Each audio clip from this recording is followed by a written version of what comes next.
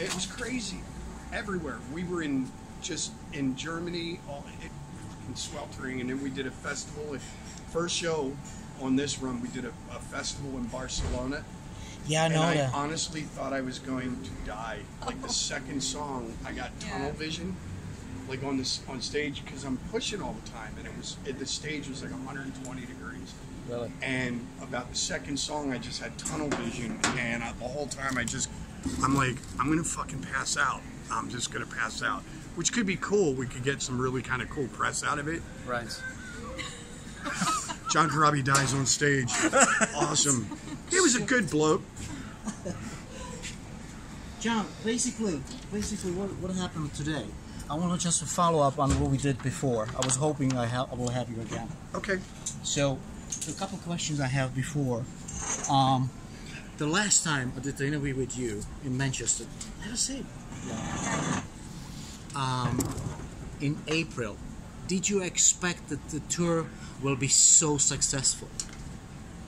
It's been, you know what, it's so weird. Like, I don't want to sound like a pessimistic person, because I'm not. But I've kind of realized over the years, especially with the Mötley thing, I kind of figured out everybody was touting that record for, like, you know, Bob Rock, like the record label. When we turned it in, everybody was like, "Oh my God, this is an amazing album. Musically, it's unbelievable. Best you guys have ever done. This is going to be bigger than the Metallica Black album." And just and then it was like nothing.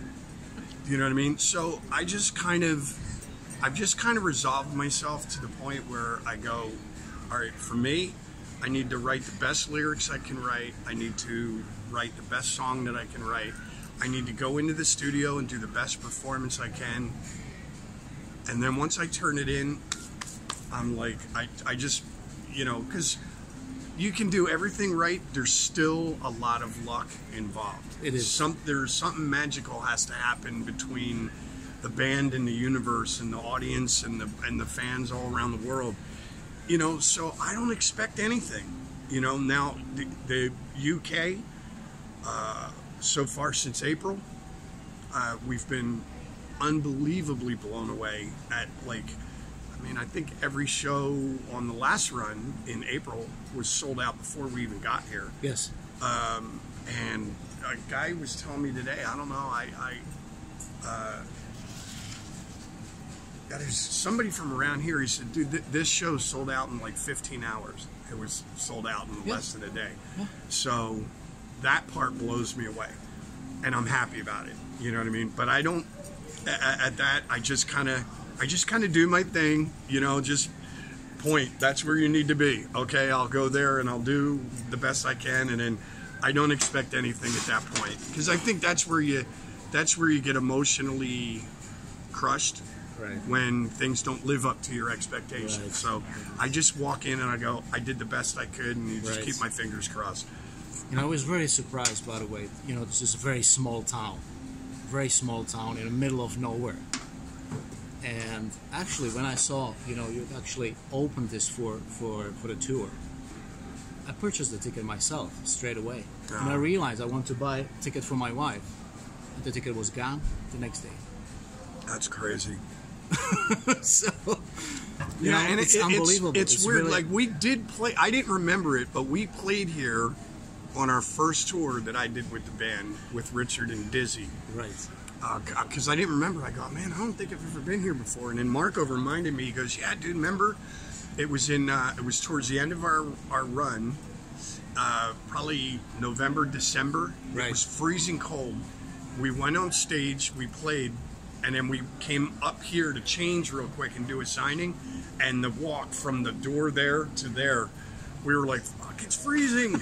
You know, and then changed and then back through again. And, it, you know, it was, so I go, oh, that's right. I remember this now. Yeah, but it was a good gig. It was a good gig then, too. So it's cool. Yeah. John, I just spotted on one of the social media you defending the Kiss vocalist, you know, Stanley's vocal issues. What if happens something to you? What will you do? What were your opinion on it? You know, I don't know. I've said it before. Like, I would love to get into writing, producing other bands, maybe writing with other artists. I love music, all different types of music. So I wouldn't be against. I would love to just write for anybody. But I don't know. Like, so far, I don't have any wood to knock on, but so far everything's been holding up for me really good. You know, but that whole Kiss thing, you know, like, I honestly, it drives me crazy to a degree, because the fans, and I understand, like, the fans are paying money and they expect something. Right. You know, they have a thing in their head. That's what they expect. Yes. And, you know, if the band can't do it, you know, they get very disappointed and angry, and then they, you know, we were at a radio interview, and the two guys were kind of, I don't want to say they were taking a piss out of, but they were kind of taking a piss out of Paul Stanley. Yes. And I just said, look, man, you know what? You know, how old are you? 30? Right. 30 years old. Right. I dare you to put on those outfits and run around the way Paul Stanley and Gene Simmons do for 2 hours plus, and try to do what they do. At 70, they're 70. It's something like Rolling Stones, right? Yeah, you know, I mean, Mick Jagger's not going to sound the same. You know, Keith Richards isn't going to. You know, it's. You know, it's a natural thing. It's even funny with me sometimes. People go, people write to me and they'll see a photo of me and they go, oh, what happened to you? Why? What's with the beard? What's with the, you know, the streaks in your hair? I go, it's not a streak. It's called fucking gray hair. I'm 60 fucking years old. You know what I mean? Like, give me a break. You know? But the thing of it is people have, you know, these fans are listening to the first Kiss live record, and they're listening to this, or they see an old photo of Paul Stanley or of me, you know, from the Scream, and they expect, you know, that person has to look that way their whole life. And, you know, it's like, seriously, we start getting wrinkly at my age. Of course, yeah. I'm not wearing a diaper, though. I used to have hair like you know, so not anymore, obviously. And that's right. You know, I told my wife as a hairdresser, I said, there you go. If my hair starts falling out, I'm doing that. I'm just... Will you? Yeah. I'm not going to do the whole fucking... the extensions and the hair plugs and all that shit. It's bullshit. Just shave the fucking head. Embrace the age. All right. One of the questions I put down is... what show you'll remember the most? What do you think? What was the best show at? You know what? I'm gonna for this tour or just in general. Just this tour. Let's pick this tour. I'd have to say the show that we did. It was great because we got to see Richard and Dizzy and Frank and Slash and Duff, and but the gig we did with GNR was pretty fucking awesome. It was sold out. They sold like, that was a big crowd, 68,000 tickets or some shit. So it was pretty cool. That one was great. But I think overall, the show that I remember most, I would have to say it was a couple years ago. We did a show in Paris. Okay. Maybe 2 weeks after that Bataclan thing. Okay. And at that point, U2 had canceled. Everybody canceled. Nobody was going. Right. And we weren't sure if we should go out of respect for the people that were killed. Yes. And then we kind of had a band meeting, and David said, you know what, man, I don't, we're fucking going.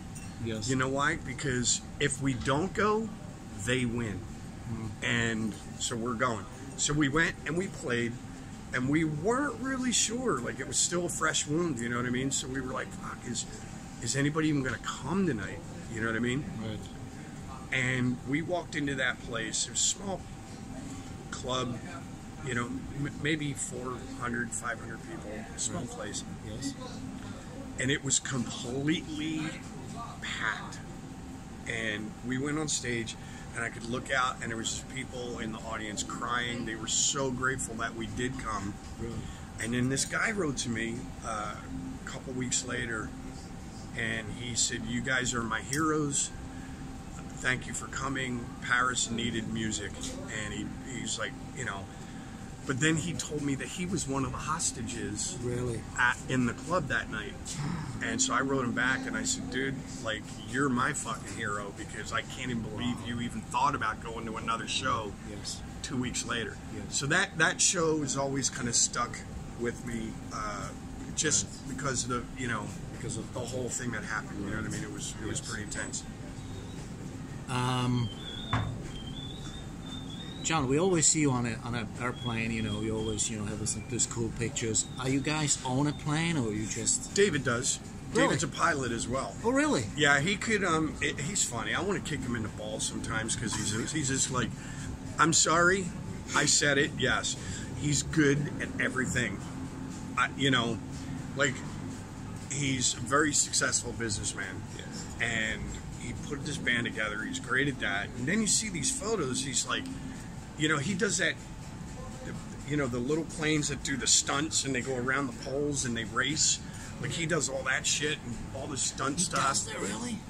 But he could literally do like Bruce Dickinson and fly a 747. He is completely. He's been flying his whole life. Really? So he's like a plane, you know. So something guru. like. Yeah, so we get, and he's flown us a couple times too. You know what I mean? So it's pretty cool, you know. But I hate him because he's good at everything. Well, we're not gonna tell him. He'll see it at some point.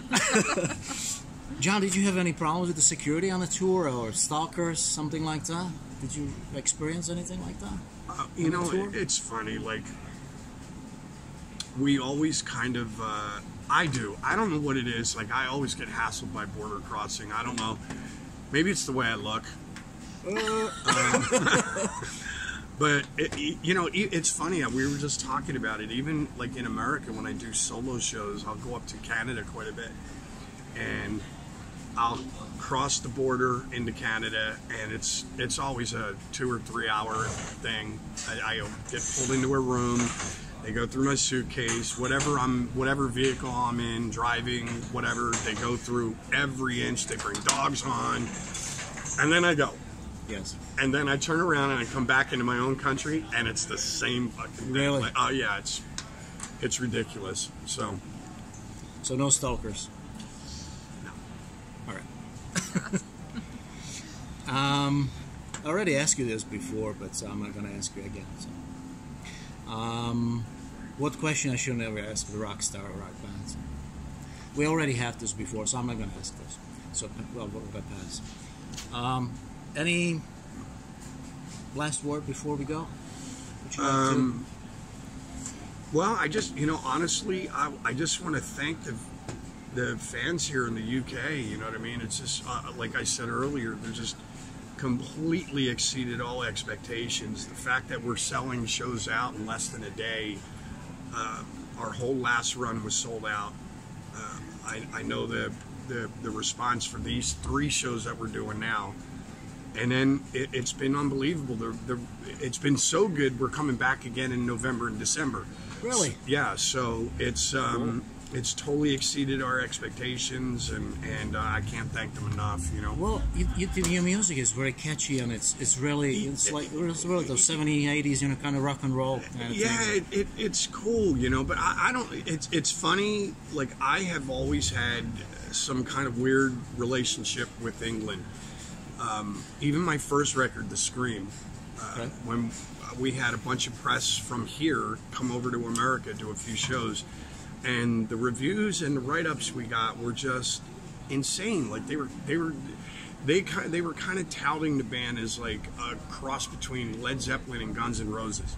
And I'm like, oh, okay, well that's thank you for that expectation to live up to. But I've always, every record that I've done has always kind of been from all the writers and all the review people, the radio here has always kind of given me a thumbs up, you know what I mean? So,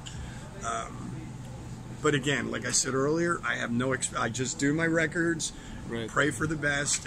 But for some reason, London's always embraced everything that I've done. England, so it's cool. But thank you. Can't thank you guys enough. Try the fish and chips. All right. All right. Thank you.